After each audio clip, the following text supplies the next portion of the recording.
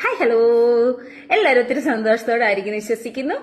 ഞാനേ നമ്മുടെ ഒരു ചെറിയൊരു കഥ പറയട്ടെ. അതായത് ഒരു സ്ഥലത്ത് ഒരു പഠനത്തിൽ ഒരാളിങ്ങനെ തളർവാദ രോഗിയായിട്ട് കിടക്കായിരുന്നു കേട്ടോ. അങ്ങ് ഫുള്ളങ്ങ് തളർന്നു പോയി കിടക്കായിരുന്നു. അപ്പോഴാണ് അവർ കേട്ടത്, ഇന്ന സ്ഥലത്ത് പോയി കഴിഞ്ഞിട്ടുണ്ടെങ്കിൽ ഒരു പക്ഷേ ഈ തളർവാദം സുഖപ്പെടാനായിട്ട് സാധിക്കും, എന്നാൽ പൂർണ്ണ ആരോഗ്യത്തോടെ തിരിച്ചു വരാൻ സാധിക്കും എന്നുള്ള കുറെ ഇങ്ങനെ ടെസ്റ്റ് മണീസും കാര്യങ്ങളൊക്കെ കേട്ടത്. അങ്ങനെ ആ ഒരു വ്യക്തിനെ എടുത്തുകൊണ്ട് പണ്ട് നടന്ന സംഭവം കേട്ടോ.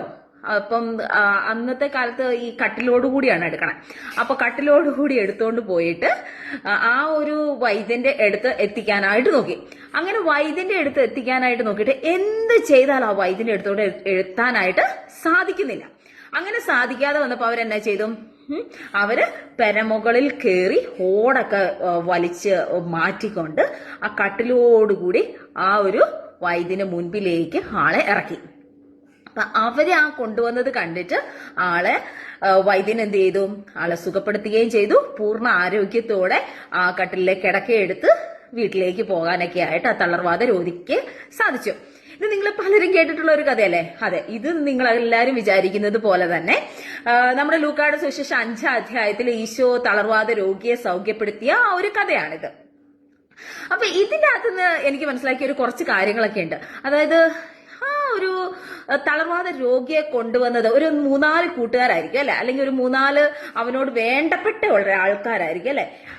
ചില ദിവസങ്ങളിൽ അല്ലെ ചില സമയങ്ങളിൽ നമ്മളും ഇതുപോലെ ഒരു തളർവാദ രോഗിയെ പോലെ കിടക്കുന്ന ഒരവസ്ഥയൊക്കെ ഉണ്ടായിട്ടില്ലേ? അതായത് ചിലപ്പോ ഒന്നും ചെയ്യാൻ സാധിക്കാത്ത അവസ്ഥകള്, മുൻപോട്ട് എന്ത് ചെയ്യണം എന്നറിയാൻ പറ്റാത്ത അവസ്ഥകള്, അങ്ങനെയൊക്കെ ആയിരിക്കുന്ന സമയത്ത് നമുക്കും ഇങ്ങനെ ഒരു കുറച്ച് ഫ്രണ്ട്സുകളൊക്കെ ഉണ്ടെങ്കിൽ എത്ര നല്ലതായിരിക്കും അല്ലെ? അല്ലെങ്കിൽ നമ്മുടെ ഒരു കുറച്ച് ഫാമിലീസോ ആരെങ്കിലും ഇങ്ങനെ സപ്പോർട്ടീവ് ആയിട്ടുള്ള ഒരു കുറച്ച് പേരുണ്ടെങ്കിൽ എത്ര നല്ലതായിരിക്കും.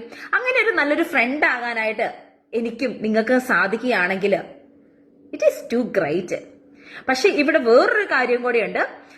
ആ ഒരു തളർവാദ രോഗി കിടന്ന ആ ഒരു രോഗിയുടെ അടുത്ത് ഈ ഒരു ഫ്രണ്ട്സ് വന്നപ്പോൾ ആ ഫ്രണ്ട്സ് ആ ഒരു അവർക്ക് കൊണ്ടുപോകാനുള്ള ഒരു ആഗ്രഹം, അങ്ങനെയുള്ള അവരുടെ ആ ഒരു എന്താ പറയാ, നിന്നെ സൗഖ്യപ്പെടുത്തി എടുക്കണം, അല്ലെങ്കിൽ നിന്നെ സൗഖ്യപ്പെടുത്തി എടുത്താൽ ഇന്ന സ്ഥലത്ത് ഞങ്ങൾ കൊണ്ടുപോകാൻ റെഡിയാണ് എന്ന് പറഞ്ഞപ്പോൾ ആ ഒരു തളർവാദ രോഗി നോ, എനിക്ക് വരണ്ട, എനിക്ക് എന്റെ ജീവിതത്തിൽ ഇങ്ങനെ തന്നെ കടന്നാ മതി, എനിക്കിനി മുമ്പോട്ട് പോവണ്ട, എന്റെ ജീവിതം ഇങ്ങനെ ആയിപ്പോയി എന്ന് പറഞ്ഞുകൊണ്ട് സ്വയം പഴിച്ചുകൊണ്ട് ആ കട്ടിലിൽ കിടക്കാൻ മാത്രമാണ് തയ്യാറാകുന്നെങ്കിൽ ആ ഫ്രണ്ട്സിന് അവിടെ ഒന്നും ചെയ്യാനായിട്ട് സാധിക്കില്ലായിരുന്നു അല്ലെ? ആ ഒരു ഈശോയുടെ അടുത്തേക്ക് കൊണ്ടുപോകാനായിട്ട് സാധിക്കുകയില്ലായിരുന്നു. അപ്പൊ നമ്മുടെ ജീവിതത്തിലും പലപ്പോഴും നമ്മുടെ മുമ്പിൽ പല ഓപ്പർച്യൂണിറ്റീസ് പലര് വഴി, ഒരുപക്ഷെ നമ്മുടെ ഫ്രണ്ട്സ് വഴി വരാം, അല്ലെങ്കിൽ നമ്മുടെ ഫാമിലി മെമ്പേഴ്സ് വരെയൊക്കെ വരാം.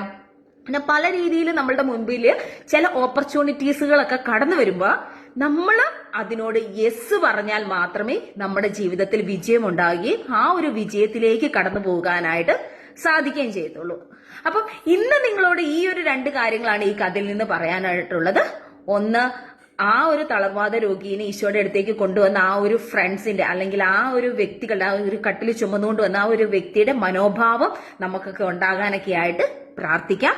അതോടൊപ്പം തന്നെ ആ ഒരു തളർവാദ രോഗി മറ്റുള്ളവര് അവനെ ഹെൽപ്പ് ചെയ്യാം, ആ ഈശോയുടെ അടുത്ത് എത്തിക്കാം, ആ ഒരു സൗഖ്യത്തിലേക്ക് നിന്നെ നയിക്കാനുള്ള ഒരു പ്രതീക്ഷയുണ്ട് എന്ന് പറഞ്ഞപ്പോൾ ആ ഒരു കൂട്ടുകാരോട് യെസ് പറഞ്ഞതുപോലെ നിങ്ങളുടെ ഉള്ളിലുള്ള പ്രൗഡുകള്, അല്ലെങ്കിൽ എന്താ പറയാ, എന്റെ മനസ്സിൽ ഒത്തിരി ഉള്ള ചിന്തകള്, വേണ്ടാത്ത ചിന്തകളോ അങ്ങനെയൊക്കെ ഉണ്ടെങ്കിൽ, അതൊക്കെ ഒരു അഹങ്കാരത്തിന്റെ ചിന്തകളോ അങ്ങനെ എന്തെങ്കിലുമൊക്കെ ഉണ്ടെങ്കിൽ അതൊക്കെ ഒന്ന് മറന്ന്, അതൊക്കെ ഒന്ന് മാറ്റി വെച്ചുകൊണ്ട് നമ്മളെ ചുറ്റുമുള്ള സഹായിക്കാൻ തയ്യാറായിരിക്കുന്ന വ്യക്തികളുടെ ഇടയ്ക്ക് യെസ് പറഞ്ഞ് നിങ്ങൾ മുന്നേറാനൊക്കെ ആയിട്ട്, ഒരു കൂട്ടത്തോടെ മുന്നേറാനൊക്കെ ആയിട്ട് ശ്രമിക്കാം. അപ്പൊ വേറെ വീഡിയോവുമായിട്ട് വരുന്നിടം വരെ ദൈവത്തിന് ഒത്തിരി നന്ദി പറയുന്നു. അതുപോലെ തന്നെ എന്റെ ജീവിതത്തിൽ ഈ ഒരു സംഭവത്തോട് ബന്ധപ്പെട്ട ഒരു ഫെയ്ത്ത് റിലേറ്റഡ് സ്റ്റോറി ആയിട്ട് നാളെ വരുന്നിടം വരെ bye. Thank you. God bless you all.